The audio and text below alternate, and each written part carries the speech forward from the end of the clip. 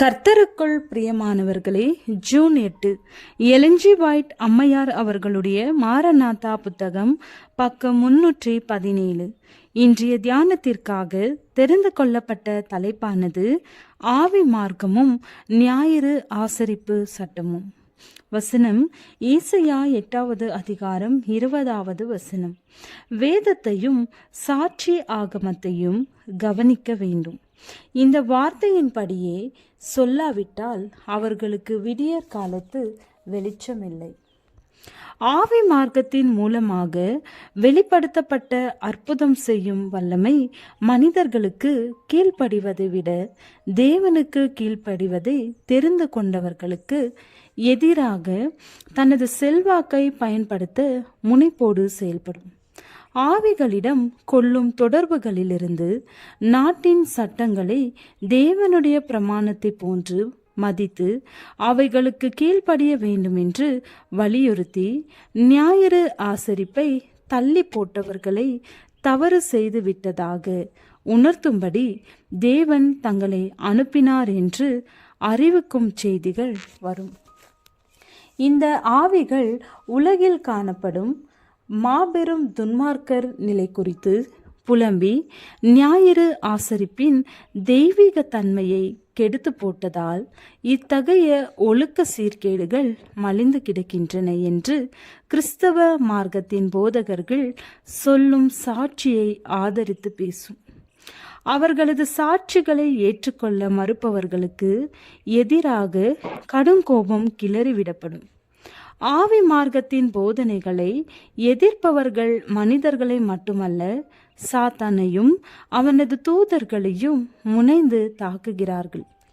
அவர்கள் துரைத்தனங்களையும் அதிகாரங்களையும் வான மண்டலத்தில் உள்ள பொல்லாத ஆவிகளின் சேனைகளையும் தாக்குகிறார்கள்.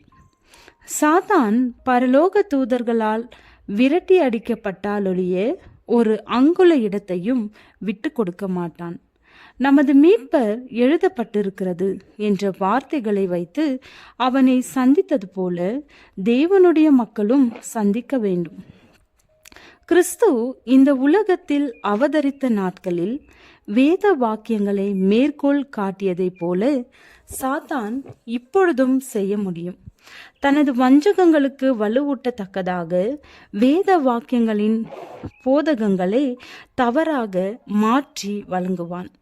இத்தகைய ஆபத்து நிறைந்த நாட்களில் நிற்பவர்கள் வேத வாக்கியங்கள் கூறும் சாட்சிகளை தங்களுக்கு தாங்களே நன்றாக புரிந்து வைத்திருக்க வேண்டும்.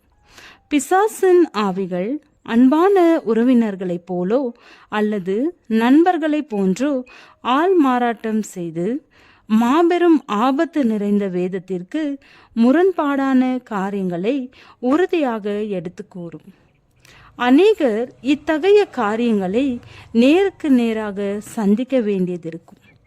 இத்தகைய ஆள் மாறாட்டக்காரர்கள் நமது மிகவும் மென்மையான பரிவிரக்கத்தை தொடும்படி வேண்டுகோள் விடுத்து தங்களது மாய்மாலங்களுக்கு வலுவூட்டத்தக்கதாக அற்புதங்களை செய்வார்கள்.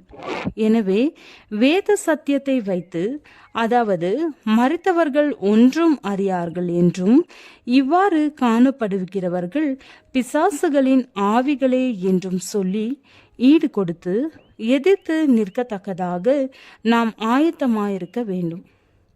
சாத்தானின் செயல் துணைகள் மானிட உருவிலே வந்து தேவனுடைய ராஜ்யம் கட்டப்படுகின்ற வேலையை எதிர்க்கத்தக்கதாக இந்த மாபெரும் இறுதி போராட்டத்தில் பங்கு கொள்வார்கள்.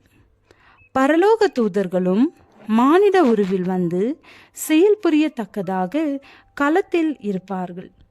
இந்த உலக வரலாற்றின் கடைசி மாபெரும் அத்தியாயம் முடியும் நேரம் வரை இந்த இரண்டு எதிர் அணிகளும் தொடர்ந்து இருப்பார்கள். ஜெபம்.